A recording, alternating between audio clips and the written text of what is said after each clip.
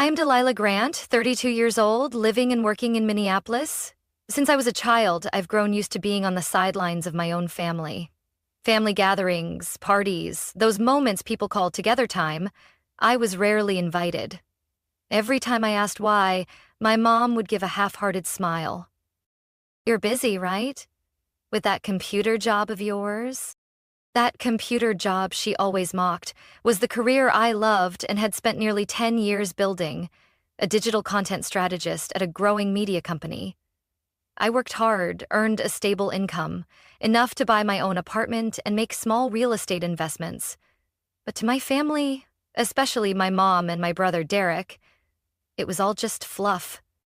"We do real work, Delilah, not sitting around tapping on a keyboard and calling it success." Derek had said that to my face during the only dinner I'd been invited to in the past 3 years. He works in construction. My mom used to be an accountant. To them, my work held no value.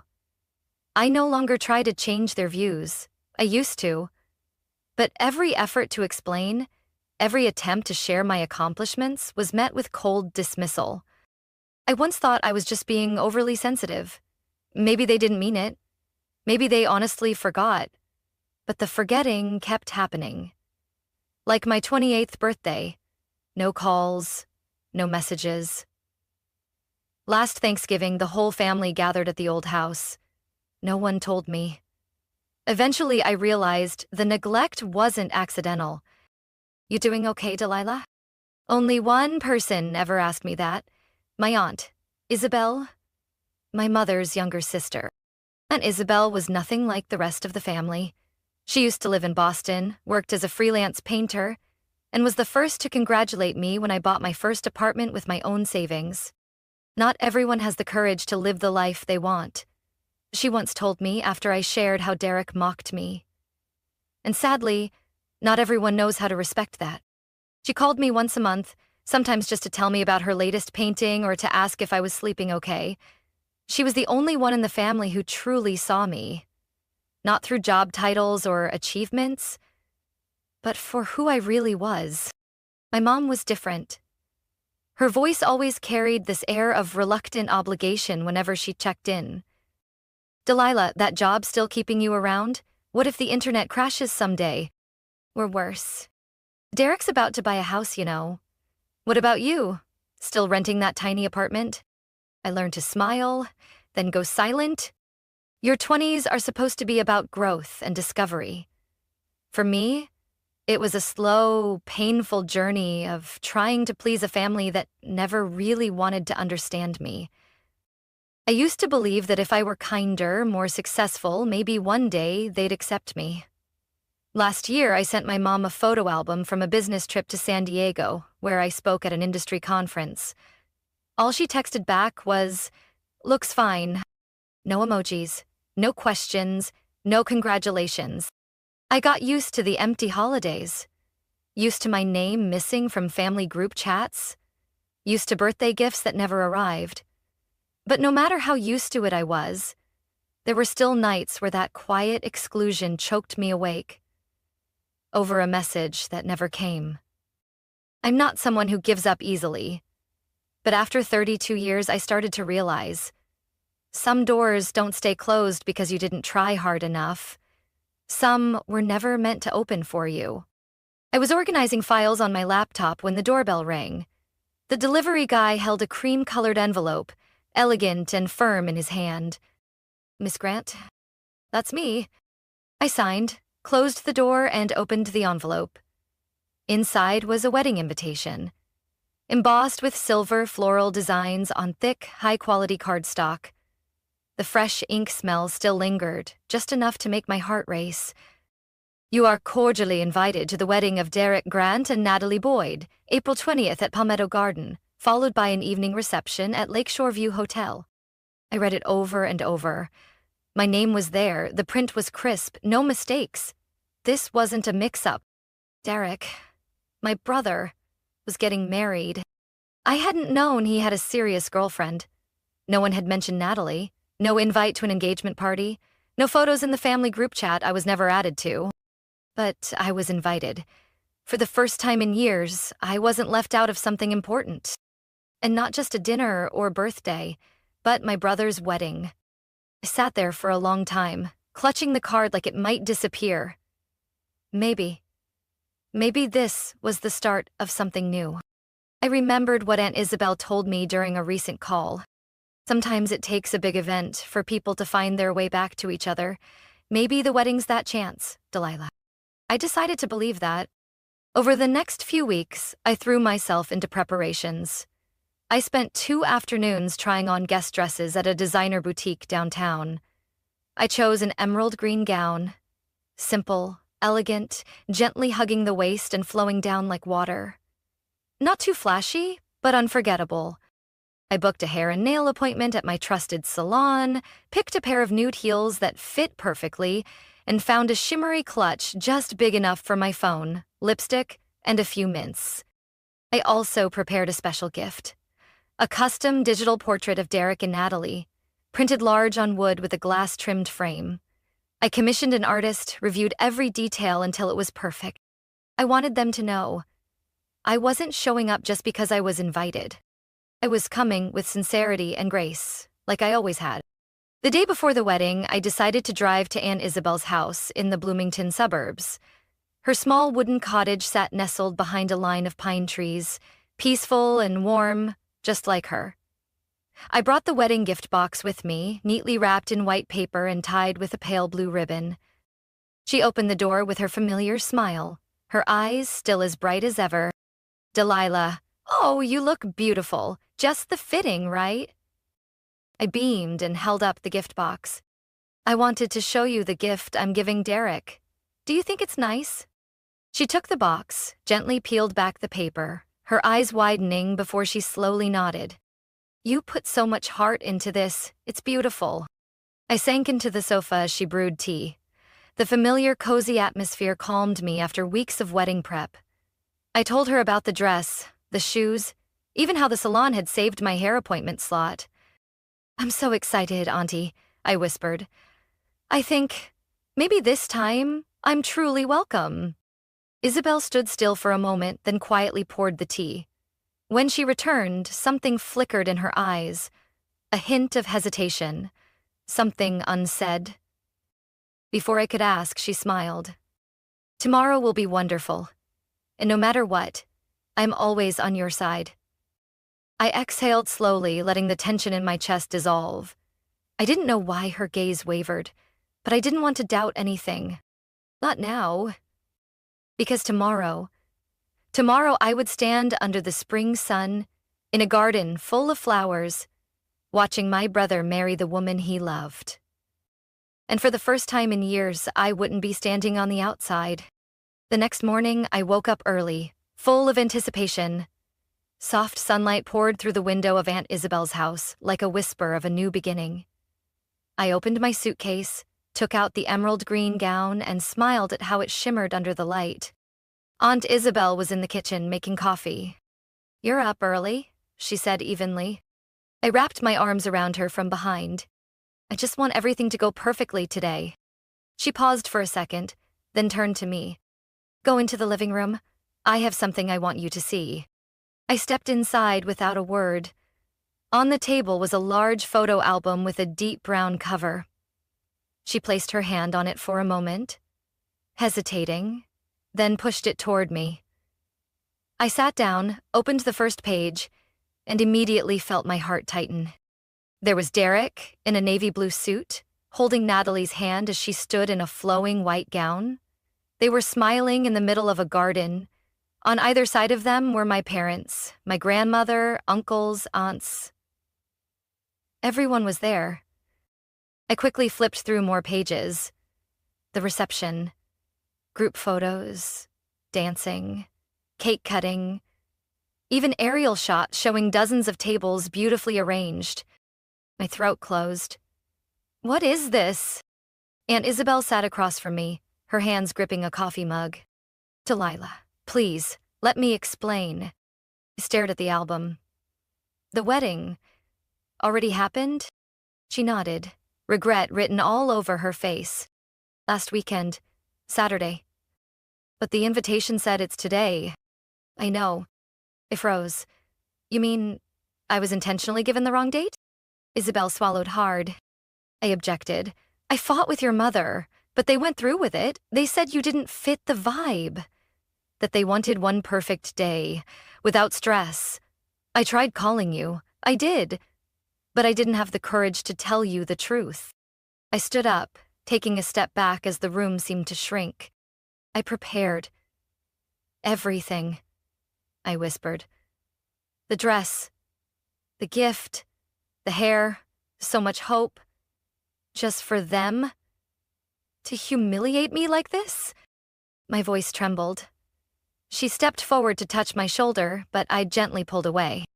I thought this time I was finally accepted, I said, holding back tears. I thought they had changed. She placed a hand over her chest. I'm sorry, Delilah. I didn't know what else to do. I was there, watching you not show up. I kept hoping you'd walk in, but when you didn't, I knew from the start it was all wrong. I was quiet for a long while, then asked softly, why did you still go? Isabel looked down. Because I was foolish. I thought if I didn't go, they'd push you away even more. I thought at least if I were there, I could hold space for you. But I was wrong. I gasped, as if finally surfacing from a long, suffocating dive. Memories rushed in. Every forgotten party, every mocking comment, every look that slid right past me. And now, they had packaged their rejection in thick, expensive cardstock. I gently closed the album. I need to hear this from their mouths, I said, voice calm, almost cold. Delilah. No, Auntie, I cut in. I've been quiet my whole life. Now I need to hear them say it. That they never wanted me there. That this was intentional. She looked at me for a long time. Finally, she nodded. If you're going, I'll go with you. I shook my head. No. This is something I have to do alone. But thank you. For never pretending. I walked out to my car, both angry and aching, but no longer uncertain. What I once feared had now been confirmed. There was no more room for blind hope. I looked in the rearview mirror and saw my silk gown still draped across the back seat. It really was a beautiful dress. But it wasn't meant for a wedding I was never truly invited to. That afternoon, I drove straight to my parents' house in the southern suburbs of Minneapolis. The same 3-bedroom wooden home still sat beneath the old maple trees like always, but today every brick, every window pane felt foreign. I parked, turned off the engine, and sat for a few minutes to steady my breath. My heart pounded, not from fear, but from the weight of a confrontation I'd been avoiding my entire life. As I stepped onto the porch, laughter echoed from inside. Light, carefree. I knocked. A few seconds later, my mother opened the door. Delilah? Her voice pitched upward, her eyes flickered with confusion. What are you doing here? I walked in without waiting for an invitation. In the living room, my father was sitting in an armchair, holding a cup of tea. On the table was a stack of printed wedding photos. Derek and Natalie smiling, hand in hand under white lanterns. Sitting beside him was Derek, still in his dress shirt, chatting with Natalie. She saw me first, her expression freezing. I looked at each person in the room. No one said a word. Only the ticking of the wall clock filled the silence. I came here to confirm something that shouldn't need confirming, I said, keeping my voice steady. The wedding happened last week. And my invitation was a deliberate joke. Derek set his cup down and leaned back in his seat, clearly annoyed. Do we really have to do this? He asked, glancing at our parents. I looked straight at my brother. I just need you to answer one question honestly. You never planned to invite me to the wedding, did you? Derek sighed, then shrugged. Yeah, that's right. I didn't want you there. The bluntness hit harder than I expected, but at least it was honest. Why? I asked. He rested his elbows on his knees, looking at me with exasperation. Because you always make things awkward. You don't say much, but somehow you make everyone uncomfortable. Do you even notice that, Delilah? You're like this gray shadow people have to tiptoe around. I swallowed hard. So, you're blaming me for the tension that other people created? My mother spoke up then, her voice cool and detached. Delilah, you don't fit in. No one says it out loud because they don't want to hurt your feelings, but that's the truth. You've always been on the outside, and that forces people to brace themselves when you show up. I turned to look at her, no longer surprised. So, it's my fault for existing in a way this family doesn't know how to handle? Natalie looked down, saying nothing. My father stared into his cup of tea, as if hoping it would turn into an escape route. None of you ever considered that staying silent for years is its own kind of harm? I said, my voice beginning to crack. Derek scoffed. Actually, we were doing you a favor. Imagine how fake it would have been if you showed up and everyone had to pretend to be happy. Would you really want that? You don't get to decide what's best for me, I replied. You weren't the one spending 10 years feeling erased from your own family. My father finally spoke, quietly but awkwardly. We just wanted the wedding to go smoothly. By deceiving me? I cut in. By sending me a fake invitation and then laughing together at the reception when I didn't show up? My mother crossed her arms, her gaze cold. You're making a big deal out of this. It was a wedding, not some global summit. Everyone has the right to invite who they want. I looked at all four of them. A family I had once fought to be part of, had once placed hope in. And now, they had nothing to offer but defensiveness and denial. No apologies, no remorse. I exhaled sharply. Thank you.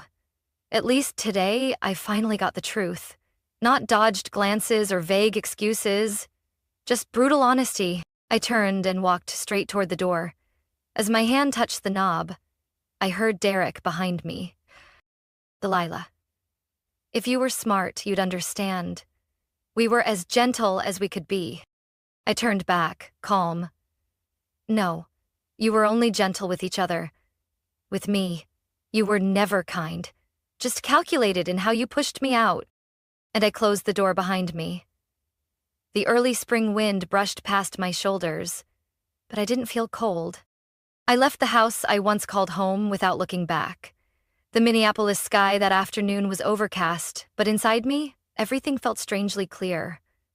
Not relief, not sadness, just finality. Once I got into the car, I called Aunt Isabel. She answered by the second ring. Delilah? Her voice was soft but worried. I paused for a moment, then said quietly, They admitted it, Auntie. Everything, just like you suspected. There was silence on the other end. Then I heard her breath catch. Are you okay? I nodded, even though she couldn't see me. I'm not falling apart. I'm not even angry. I'm just out of hope. Then you're starting to see things clearly. I smiled faintly. Thank you, Auntie, for always being in my corner. Even if it was just a phone call or a look that didn't flinch. Without you, I probably would have believed I really was the problem. Her voice lowered. Delilah, you were never the problem. You just refused to perform the version of yourself they preferred. I stared out through the windshield and said, with clarity, I think it's time I finally protect myself. For real. 3 days later, I walked into the office of my personal attorney, Catherine Wells, the sharp woman who'd handled my real estate contracts for the past 2 years. She wore a black blazer, hair neatly pinned, eyes as focused as ever. Delilah, is everything all right? She asked, pouring me a cup of tea. I didn't beat around the bush. I want to sever all financial ties with my family. Completely. She paused for a few seconds, studying me carefully. You mean, I've helped them so much, but they've never once been grateful. They never even asked if I was okay. I've been paying my parents' property taxes for 3 years. I quietly funneled money through an anonymous maintenance fund to fix the roof, the pipes, the heating system. All through an LLC I set up under my name. No one ever knew. Catherine nodded, jotting things down. And now you want to shut everything down, close that account, revoke all access, and if possible, I want a legal barrier, a no-contact order. No visits, no letters, no phone calls. What happened, Delilah? I told her everything. The fake wedding invite, the exclusion, the confrontation that chilled like stone. She didn't interrupt, just took notes and occasionally nodded. By the end, she said plainly, "That's grounds for a temporary restraining order. If they keep trying to reach you or cause disruption, we can escalate to a long-term one." I signed the paperwork, my hands steady. For once, I was acting for myself, not to please anyone else. That night, I opened my laptop, logged into the company's bank account, transferred the remaining balance to my personal account, and officially shut down the Grant Trust Fund. The name I once thought represented filial devotion. A week later, Catherine sent me a confirmation file. All paperwork had been filed, the support account was closed, and the no-contact order was active for 30 days. Enough time to gather evidence if an extension was needed. I printed everything out, placed it in a blue folder, and tucked it into my desk drawer. Looking at it, I didn't feel angry. Just clear. A firm boundary. A line no one was allowed to cross anymore. At that point, I realized cutting ties wasn't about retaliation. It was about choosing to stop where I wasn't valued.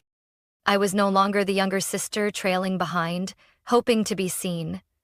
I was no longer the daughter who always reached out but was never reached back. And finally, I'd learned to put myself first.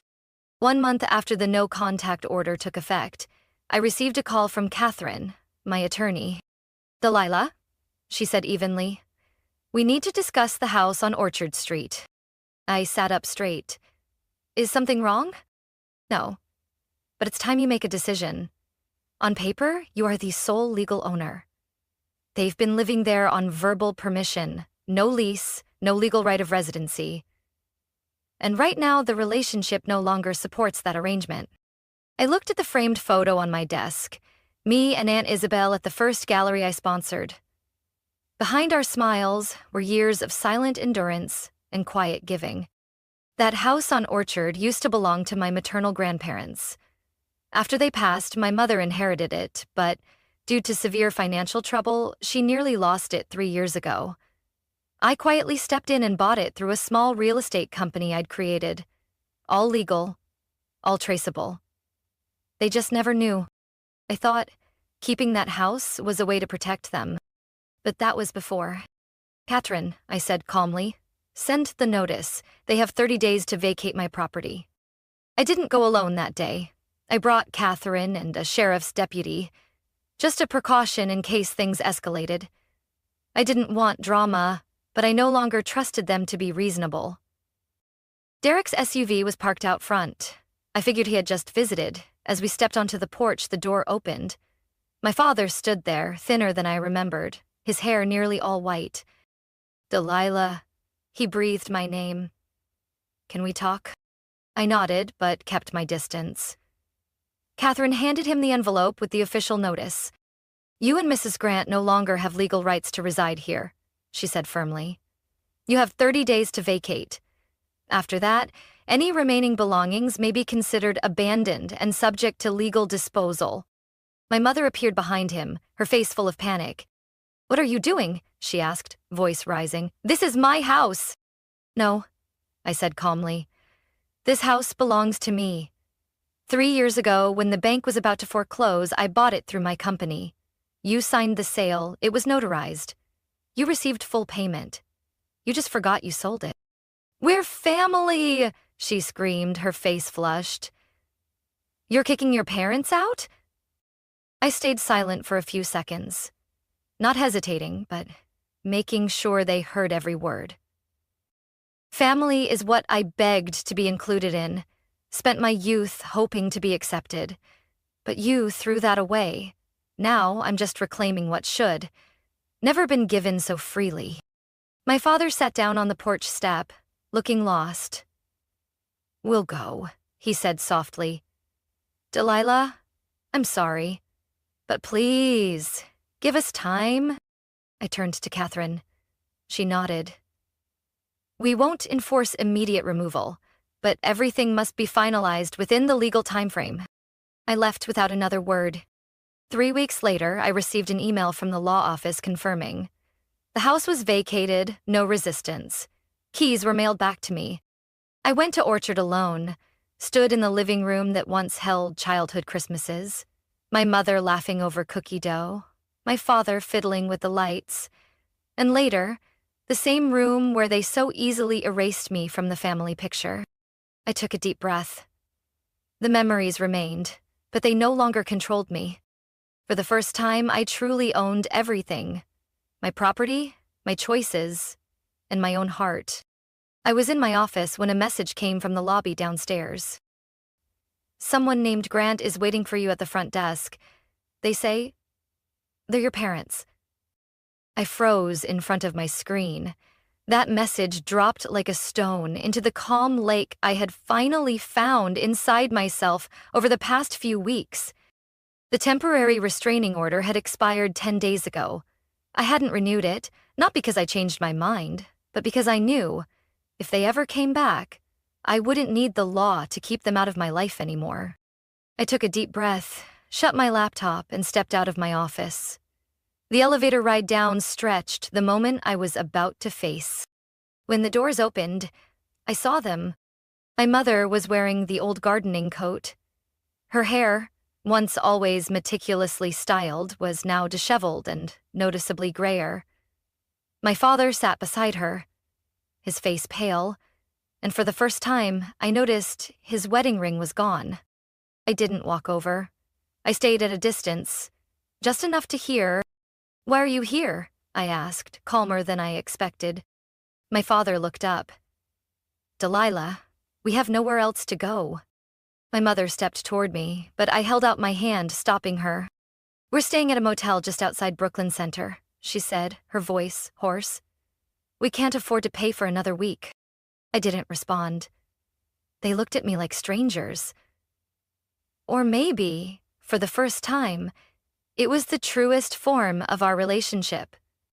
"We're family, Delilah," my father said gently. "You've helped before. Maybe you could help one more time?" I looked at them for a long moment. I remembered everything I had done, the wire transfers under my company's name, the property taxes I paid, the roof repairs, the new heater I installed that winter. No one had ever asked who was behind it. They simply accepted it as if it were my duty. "I'm not the family bank anymore," I said softly. My mother frowned. "You're angry, I understand. But don't let temporary anger—" "It's not anger," I cut her off. "It's clarity." I looked her in the eye. "You once told me I didn't belong to this family. Derek said my presence made everyone uncomfortable.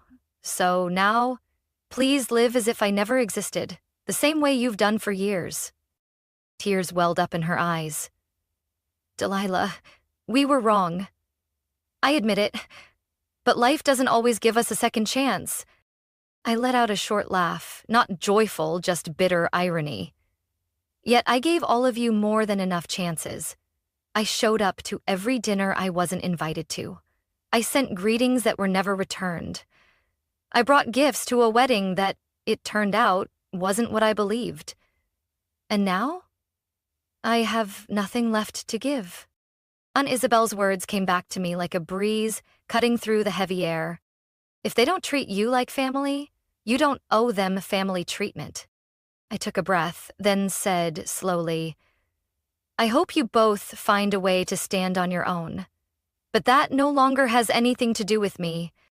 My mother sobbed. My father looked down, shaking. "Goodbye," I said, turning toward the elevator. Behind me, my mother called my name, her voice fading into a distant echo. That night, I didn't cry. I wasn't sad. I didn't second-guess myself. I made tea, opened the window, and let the spring breeze fill my apartment. The city lights shimmered on the petals of early cherry blossoms drifting down the balcony. One crisp fall morning, I was preparing to present a new content campaign on the 16th floor when my assistant Megan stepped in, holding a phone. "Delilah, someone named Lucy Boyd wants to meet with you. Should I decline?" I paused. It had been so long since I'd heard that name. Natalie Boyd. The bride from the wedding I never attended. The one who saw me at the door and looked away in silence? I thought for a few seconds, then nodded. Schedule her for next Friday afternoon. When Lucy walked into my office, I barely recognized her. Not because she had changed, but because of her eyes. They weren't cold or guarded, just tired. And honest? "I don't even know where to begin," she said, sitting down across from me. "But I owe you an apology." I said nothing, just listened. "After the wedding," Lucy went on, "things started to crack. Derek changed, or maybe I finally saw who he really was. He tried to control everything. He yelled when I disagreed. And when your parents came asking to stay, he screamed at them in front of me." She took a breath.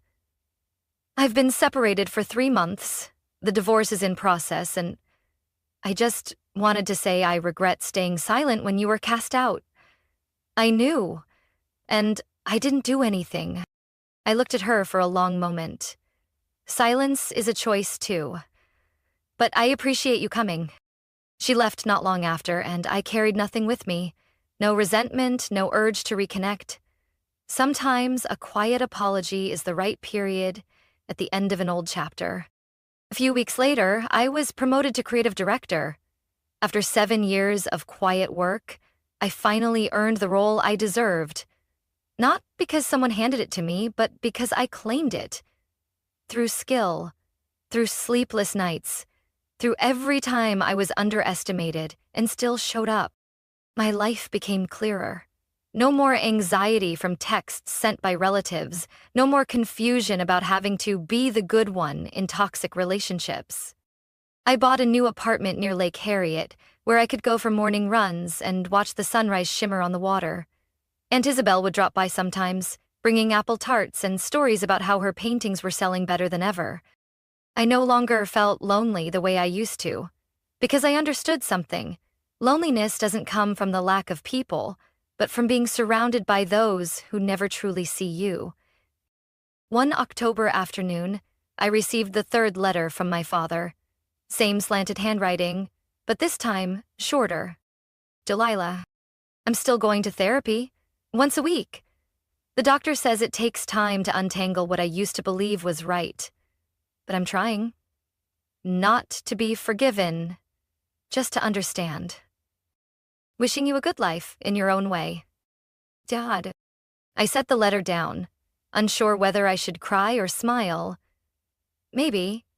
Both. I haven't replied to any of his letters.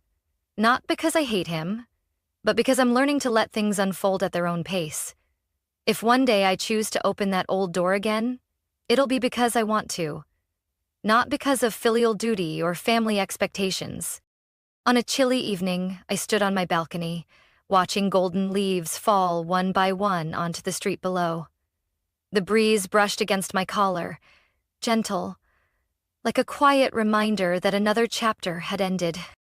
I had lived too long in the shadow of waiting to be acknowledged, waiting to be loved properly, waiting for someone in the family to say, "You matter." Not anymore.